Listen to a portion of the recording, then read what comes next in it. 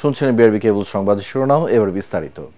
সাবেক প্রধানমন্ত্রী শেখ হাসিনা ক্ষমতা চিরস্থায়ী করতে হাজার হাজার মানুষকে গুম ও বিচার বহির্ভূত হত্যা করেছে বলে মন্তব্য করেছেন তথ্য উপদেষ্টা মাহফুজ আলম, যার সহযোগিতা করেছে ভারত। গুম খুনের শিকার ব্যক্তিদের পরিবারের সংগঠন মায়ের ডাকের অফিসে ঈদ শুভেচ্ছা বিনিময় অনুষ্ঠানে এসব কথা বলেন উপদেষ্টা। তিনি বলেন, বাবা মা হত্যার প্রতিশোধ ও বিরোধী মতের লোকদের দমন করতেই পুলিশ র্যাব ব্যবহার করে সারা দেশে আয়নাঘর তৈরি করেন হাসিনা। ভারতে বসে তিনি এখনও ষড়যন্ত্র করছেন বলে জানান তথ্য উপদেষ্টা। আওয়ামী লীগের কয়েক লাখ নেতাকর্মীকে আশ্রয় দেওয়ায় ভারতের সমালোচনা করেন মাহফুজ আলম। অধিকাংশ ফ্যামিলি আসলে কাউকে খুঁজে পায়নি। তো এটা আসলে আমরা যেটা দেখেছি যে গুম কমিশন বলেছে যে অনেকে গুম করে ভারতে পাঠিয়ে দেওয়া হয়েছে। এটা কোনো রাজনৈতিক দল না, এটা একটা মাফিয়া গোষ্ঠী ছিল, যে মাফিয়া গোষ্ঠীর প্রধান ছিল শেখ হাসিনা। তার বাবার হত্যার প্রতিশোধ নেওয়ার নামে বাংলাদেশের জনগণের উপরে ভারতের সহযোগিতায় এই অত্যাচার নিপীড়ন চাপিয়ে দিয়েছিলেন। এখনো হাসিনা ভারতে বসে ষড়যন্ত্র করার চেষ্টা করছে এবং ভারত খুবই আনফর্চুনেটলি এই হাসিনা এবং তার যে সন্ত্রাসী বাহিনী ওদেরকে আশ্রয় দিচ্ছে। আমরা শুনতে পেয়েছি কয়েক লাখের কাছাকাছি আওয়ামী লীগের সন্ত্রাসীরা ভারতে আশ্রয় নিয়েছে। বিএনপি সংস্কার প্রস্তাব পর্যালোচনা করছে বলে জানিয়েছেন দলটির মহাসচিব মির্জা ফখরুল ইসলাম আলমগীর। ঠাকুরগাঁওয়ের নিজ বাসভবনে ঈদ পরবর্তী শুভেচ্ছা বিনিময়কালে তিনি আরও বলেন, সংস্কার আর নির্বাচন আলাদা জিনিস নয়। সংস্কার চলবে সংস্কারের মতো, একইভাবে নির্বাচন চলবে নির্বাচনের মতো। প্রধান উপদেষ্টার চীন সফর প্রসঙ্গে মির্জা ফখরুল বলেন, দেশটি বাংলাদেশে উৎপাদন খাত ও উন্নয়নে বিনিয়োগের যে প্রতিশ্রুতি দিয়েছে তা দেশের জন্য আশাব্যঞ্জক। সংস্কার নির্বাচন তো আলাদা জিনিস। সংস্কারের মধ্যে চলবে, নির্বাচন চলবে। আমাদের রাজনৈতিক দল হিসেবে আমাদের কাজ হচ্ছে জনগণের সঙ্গে সম্পর্ক করা। আমরা কিন্তু 31 দফার উপরেও এই কাজগুলো করেছি সারা দেশে। প্রধান উপদেষ্টাই বলেছেন যে ডিসেম্বরের মধ্যে তিনি নির্বাচন করতে চান।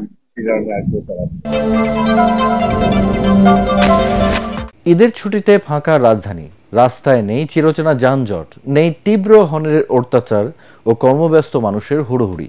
তাই নির্মল আনন্দ পেতে পরিবার পরিজন নিয়ে রাস্তায় রাস্তায় ঘুরছেন অনেকে। এদিকে নারীর টানে এখনো ঢাকা ছাড়ছেন অনেকে। এহসানুল গনি স্বজনের তোলা ছবিতে আরো জানাচ্ছেন হুমায়ুন চিশতি। ঈদে টানা 9 দিনের ছুটিতে ঢাকা ছেড়েছেন 1 কোটিরও বেশি মানুষ। রাজধানীর প্রধান সড়কগুলোতে তাই নেই যানজট। ব্যস্ততম এলাকা ফার্মগেটে ঈদের পরদিন একরকম স্বস্তি নিয়েই দায়িত্ব পালন করছেন ট্রাফিক পুলিশরা। রোদে পোড়া ঘাম ঝরানো জীবন থেকে কিছুটা বিশ্রাম পেয়েছেন তারা। আমরা আমাদের কর্তব্য, আমাদের যে জায়গায় ডিউটি পয়েন্টে আমরা ডিউটি করতেছি করে যাচ্ছি। এখন গাড়ি হালকা, একটু মনে হয় যে একটু রিল্যাক্স। এখন দুর্ঘটনা কারো কাম্য না, কিন্তু চালক একটু সচেতন হলে সেই জিনিসগুলো হয় না। যানজট আর মানুষের ভিড়ে দম বন্ধ হওয়া এই নগরীর বাসিন্দারা ফাঁকা ঢাকার আনন্দ উপভোগ করছেন।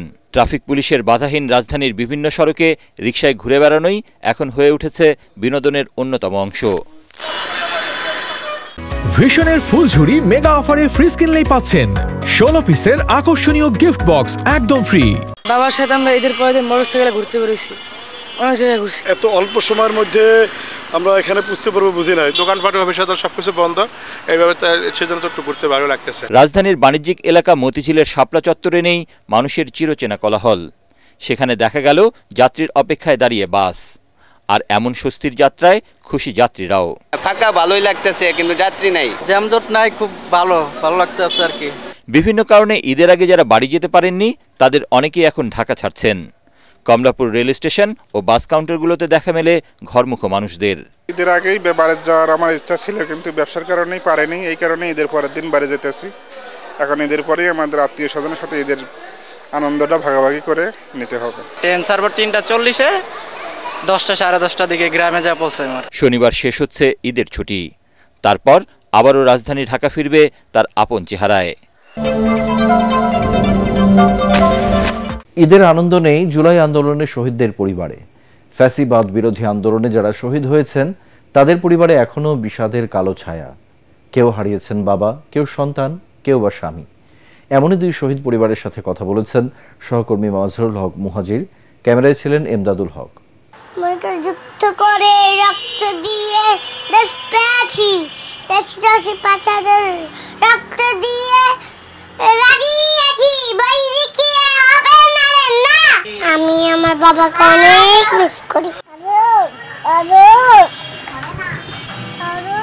ছোট্ট দুই শিশু আনাস আর আহনাফ ছবি দেখিয়ে পরিচয় করিয়ে দিচ্ছে তার বাবার সাথে, কিন্তু বাবাকে তো তারা চিরতরে হারিয়েছে জুলাই আন্দোলনের সময়, সেই 19শে জুলাই। মিরপুরে পুলিশের গুলিতে নিহত শহীদ নাদিমের পুরো পরিবারে তাই ঈদের কোনো আনন্দ নেই। আমরা সব এতিম হয়ে গেছি, চাচা ভাতিজা আর আব্বু 15-20 জন মিলে আমরা নামাজ পড়তাম ঈদগাহ মাঠে ফার্স্ট কাতারে। বড় হয়ে কি হইতে চাও বাবা? পুলিশ। কেন? Police army sir. কেন পুলিশ হতে চাও তুমি?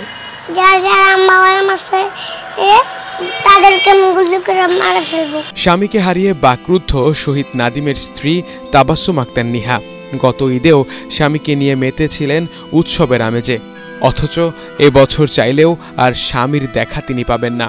দুই সন্তানকে নিয়েই এখন দিন কাটে তার।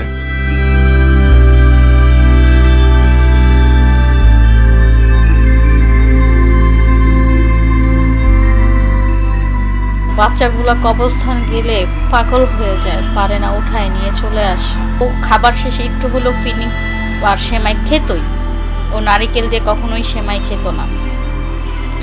তো এবার আমার বাচ্চাও বলতেছে যে মা ফিনি রান্না করবা না? আমি ওরে বলছি বাবা কিভাবে রান্না করবো বলো, আমার তো ভালো লাগে না। তোমার বাবার তো এটা অনেক পছন্দের ছিল।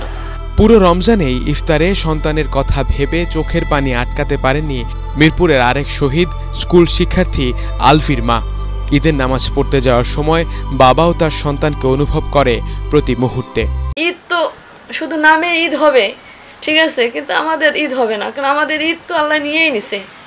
ঠিক আমাদের আর কি ঈদ আছে, 15 বছরের বাচ্চা আজ চোখের সামনে থাকবে, আম্মু আমাকে ড্রেস কিনে দাও, এটা তো আর কেউ বলতেছে না। আমাদের দুঃখ বেদনা আসলে আমরা ছাড়া কেউ বুঝবে না, এটা হচ্ছে সত্য কথা। আজকে দেখেন 8টি মাস অতিবাহিত হয়ে গেল, কিন্তু আমরা এখন প্রত্যেকটা শহীদ পরিবার আমরা এখন দিন দিন হতাশাগ্রস্ত হচ্ছি যে আদৌ কি আমরা এই হত্যাকাণ্ডের বিচার দেখতে পাবো। ভাইকে হারিয়ে নিস্তব্ধ শহীদ আলফির ছোট বোন আলিফা, তার কান্নাই বলে দেয় ভাইকে হারানোর কষ্ট আজও তাকে কতটা পোড়ায়।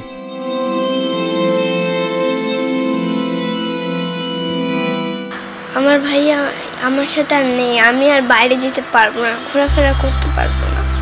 দিন শেষে এসব শহীদ পরিবারগুলোর চাওয়া শুধু একটাই, গণহত্যার দায়ে ক্ষমতাচ্যুত প্রধানমন্ত্রী শেখ হাসিনা ও তার দোসরদের বিচার। ভূমিকম্পে ক্ষতিগ্রস্ত মিয়ানমারে দ্বিতীয় দফায় ওষুধ ও ত্রাণ সামগ্রী পাঠিয়েছে বাংলাদেশ। উদ্ধার সরঞ্জাম, উদ্ধারকারী দল, ওষুধ, চিকিৎসক ও 15 টন ত্রাণ সামগ্রী নিয়ে সেনা ও বিমান বাহিনীর 3টি পরিবহন বিমান সকালে মিয়ানমারের নেপিদোর উদ্দেশ্যে রওনা হয়। কর্নেল শামীম ইফতেখারের নেতৃত্বে 55 সদস্যের সহায়তাকারী দল মিয়ানমারের ক্ষতিগ্রস্ত এলাকায় উদ্ধার অভিযান ও চিকিৎসা সেবা দেবে। এর মধ্যে সেনাবাহিনীর 21 জন, নৌবাহিনীর 2, বিমান বাহিনীর 1 এবং ফায়ার সার্ভিসের 10 জন সদস্য রয়েছেন। এছাড়া 21 সদস্যের চিকিৎসক দলের মধ্যে রয়েছেন সেনাবাহিনীর 10 জন, নৌবাহিনীর 1 জন, বিমান বাহিনীর 2 এবং বেসামরিক 8 জন বিশেষজ্ঞ চিকিৎসক ও নার্স।